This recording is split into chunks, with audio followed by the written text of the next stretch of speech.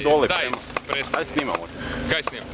Snimamo današnji lijepi review, evo, to je to. Lijepi review ovog Snimamo review klonića. ovog lijepog markera koji se zove MacDev Clone. Imamo lijepu kamericu na njemu GoPro-u koju ćemo vjerojatno dobiti pogodak, ali nema veze. I vidjet ćemo kako ovaj marker danas funkcionira u vrlo ekstremnim uvjetima, s obzirom da je vani minus i vir. A unutra je ultra creepy paint. Unutra je boja starija od Krista, što je poznato za Antišu, da uvijek ima u rinfuzi nešto i... To je taman za testiranje markera. Ako ovo prođe, marker je onda fakat dobar. Proći će sve. Cijev je serijska, znači 8.8 je vjerojatno bore size. 9.1 je bore size. Marker je znači iz kutije, ispucao je loader boje i to je to. Settingsi nisu mijenjani. Daj manekena cijelog uzmi.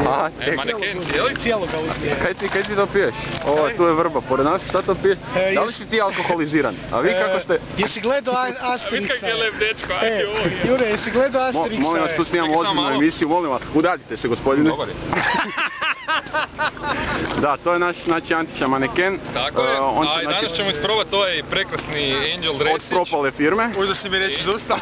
I ove prekrasne Akem hlače. Od propale firme. Tako je. Jesam ti rekao da sam vidio Antišu sa malom prije pola godine na Jarunu, rukice, ovo ono naš, idemo, traži se slobodna klupica i to je to. To je to, pa bože moj. Ali ja sam vidio vrbu sa štangicom prošle godine na Jarunu, to je pa isto ruka.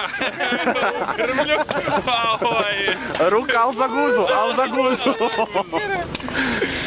Dobro, to je to za ovaj prvi uvodni dio, poslije ćemo vidjeti kako to sve funkcionira. Ako bude bila baterija. Ako bude bateriju i Antišu izgađano, kako ne ostane negdje u ovim kućicama otraga zaglavljen.